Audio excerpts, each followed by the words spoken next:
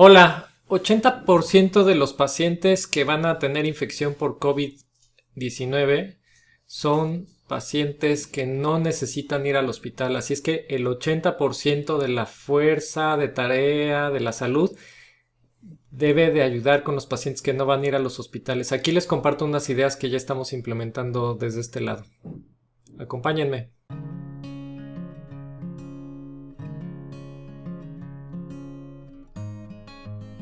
Hola, ¿cómo están? Bueno, este video está más enfocado en mis colegas médicos que en el público en general, pero si se quieren quedar a ver más o menos de lo que estoy hablando, pues bienvenidos. Pero en particular he estado platicando con muchos médicos porque, bueno, en próximos días vamos a estar empezando a ver cómo asciende la curva de incidencia de pacientes con infección por COVID-19. Y pues lo que queremos hacer es ayudar a los pacientes a que no vayan a los hospitales si no tienen síntomas de gravedad con el pretexto de hacerse la prueba o de evaluar cómo es su estado de salud. Para los pacientes que tienen síntomas leves, esto es como cualquier catarro, cualquier gripa más o menos fuerte, pero no es necesario que vayan al hospital, así es que varios de nosotros hemos empezado a hacer una lista de voluntarios para atender vía remota a los pacientes en algo que yo le llamo teleasistencia. Para que los demás sepan, en México no se le puede llamar consulta médica si no hay exploración física, pero con los elementos de una videollamada se puede establecer claramente si hay gravedad en el paciente y además podemos dar seguimiento y ver la evolución de tal manera que sepamos en qué momento referir a un hospital cuando esto sea necesario. Esta es una manera de seleccionar casos y evitar que estén afuera contagiando a otros por verificar si realmente están enfermos o no. Entonces les voy a compartir algunas ideas que hemos estado, o bueno, que estoy realizando acá, y algunos médicos se han empezado a sumar con esto, y en comentarios les voy a poner los dos links, pero el primero del que quiero hablar es esta página que pusimos, que es docfraga.com, que es mi página, pero le hice una dirección que se llama COVID, donde le doy información a los pacientes de qué es lo que tienen que hacer para filtrarse. Entonces les definimos claramente qué es lo que define una infección respiratoria. En este caso, cuando hablamos de COVID-19, pero también aplica en influenza y otras, es tos seca, fiebre, cualquiera de las dos, y además uno de los otros síntomas: estornudos, malestar general, dolor de cabeza, dificultad para respirar. Entonces lo importante es que no salgan y evaluar si tiene síntomas de gravedad, ¿no? Pero estos los explico incluso a los pacientes en la página y así. Otra cosa importante, les advierto que no se automediquen, y en esta guía estoy actualizando. Ahorita en este momento, 17 de marzo, hay un tema controversial sobre el ibuprofeno, así es que hago énfasis en el no tomarlo y que consulten al médico. Los criterios de gravedad: estoy utilizando la escala de SOFA abreviada, que es deterioro del estado de conciencia. Para ustedes que son médicos, es una escala de coma de Glasgow de 13 o menos. De menos de 13, presión sistólica alta, que es menor de 100 es decir, la presión sistólica o la presión alta menor de 100 milímetros de mercurio, y la frecuencia respiratoria mayor a 22 por minuto. Le agregué la saturación de oxígeno porque hay muchos relojes y wearables que ya te miden saturación, y entonces saturaciones de menos del 90%. Y pues ya ustedes pueden evaluar si hay otros datos de gravedad, como uso de músculos accesorios, etcétera, y entonces ese sería un criterio para coordinar el traslado en hospital, ya sea en vehículo particular o en ambulancia, usando el número de emergencias que hay en su país, explicando a los pacientes que solo vaya un acompañante, que el paciente lleve cubrebocas y que avisen anticipadamente al hospital que van para allá para que lleguen al área donde se van a estar recibiendo los pacientes con infecciones respiratorias. También les explico a los pacientes que no hay una prueba, es decir, que está la prueba del COVID-19, pero que solamente si se requiere se le va a indicar. Entonces ya como médicos podrán evaluar si la requiere, si cumple los datos epidemiológicos como caso sospechoso para hacerlo. También en esta página empecé a poner datos de médicos que están dispuestos a dar teleasistencia a los pacientes. Pero bueno, el otro punto que quería mostrarles, bueno, ahí están los datos de los médicos, y el otro punto que quería mostrarles es el procedimiento que yo hice específicamente para teleasistencia. Entonces yo les digo a los pacientes que revisen la información que ya les mostré y después que me contacten directamente a mi WhatsApp, esta frase, es decir, esta dirección electrónica que estoy marcando aquí, genera un link que abre directamente el WhatsApp de los pacientes, incluso si lo hacen vía telefónica.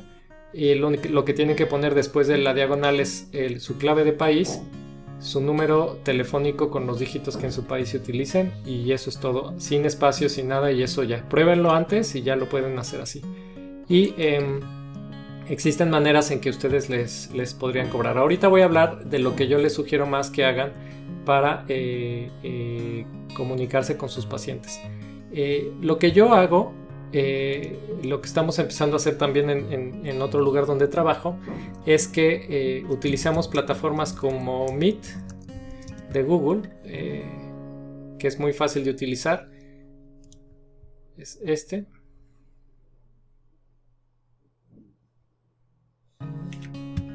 Y pueden iniciar una reunión directamente y pueden ponerle aquí consulta con un amigo. Entonces se crea el nombre de la sesión e inmediatamente después de eso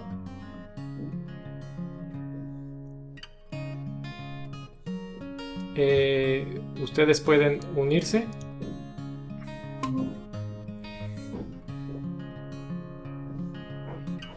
y pueden copiar los datos de acceso de tal manera que se los puedan mandar a otra persona, ¿no? Bueno, ahí va a salir mucha cosa, pero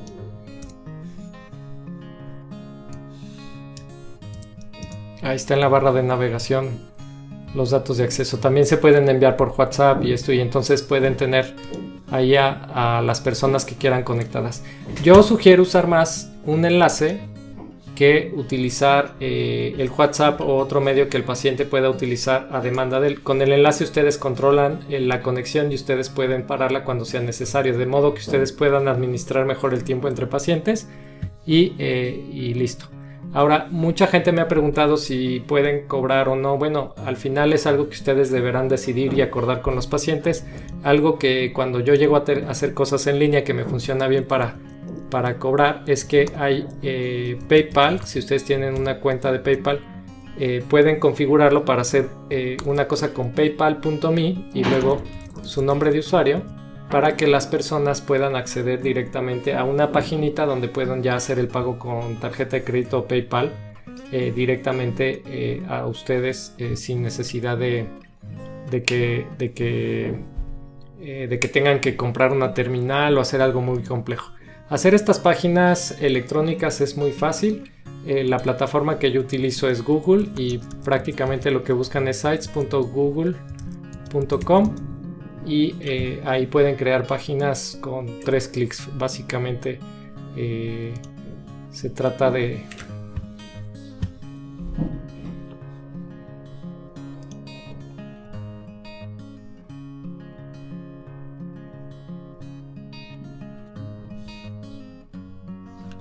nada más de cortar y pegar o de jalar imágenes, o esto es como hacer un documento casi que en Word, y pueden ponerle aquí el nombre que quieran y ya, ¿no?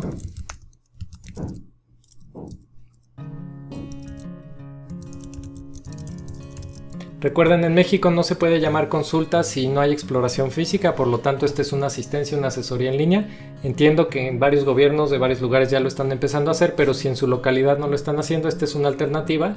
Y además de cuidarse ustedes y no ponerse en riesgo de contagiar, de obedecer esta recomendación de aislarse en domicilio, pues pueden ayudar a un gran número de personas, en el entendido de que serán más los pacientes que requieren este tipo de atención que los pacientes que irán a hospitales, que por supuesto van a estar desviando la mayoría de los recursos y la atención, pero con esto devolvemos un poquito de tranquilidad a la comunidad. Entonces se los dejo. Lo más adecuado sería que lo hicieran regionalmente. Yo, por ejemplo, ya establecí contacto con algunos laboratorios que van a domicilio por si tengo que hacer un exudado, algún cultivo, así es que estoy ofreciendo esta ayuda pues en mi ciudad, y sugeriría que ustedes hagan lo mismo y se armen de una red, por ejemplo, de farmacias que puedan llevar medicamentos a domicilio, laboratorios y esto, para que desde su domicilio puedan coordinar la atención de estos pacientes.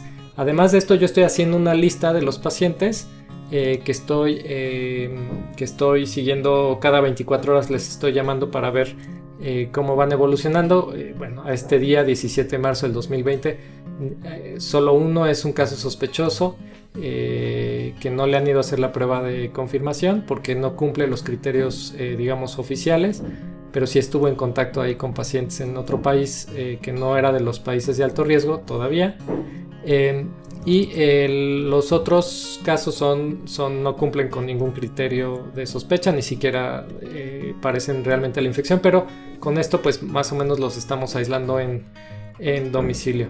Les voy a mostrar la última página que hice y que les comparto abajo en los comentarios.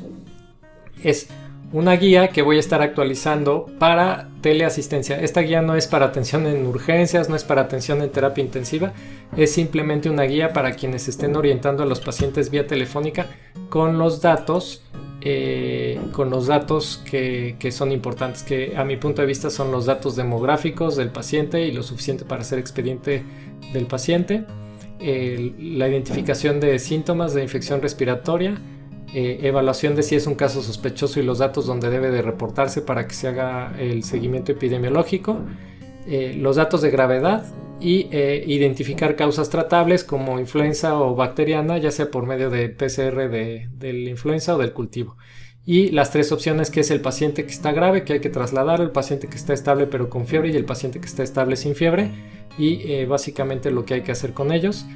Hacer el seguimiento cada 24 horas, manteniéndose ustedes informados de cuál es el estatus de los hospitales para saber a dónde referirlo en el caso necesario y que haya camas disponibles, y las recomendaciones que hay que hacer al paciente si tiene que salir.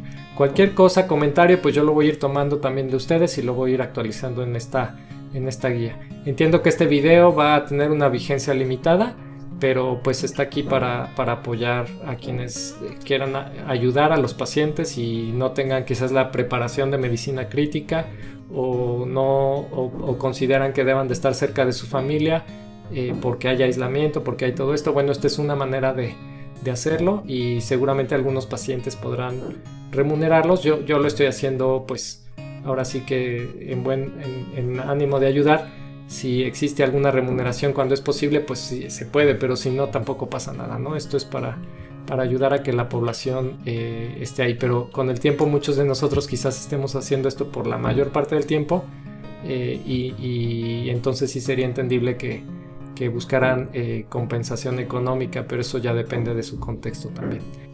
Bueno, pues muchas gracias, espero que estos tips les puedan ser útiles para poder ayudar a más sin tener que moverse de algún lugar y que las personas tampoco tengan que moverse a recibir atención médica. Les mando un saludo y por favor mándenme sus comentarios, eso me ayuda a mejorar estos videos y si creen que es útil, por favor compártanlo. Hasta luego.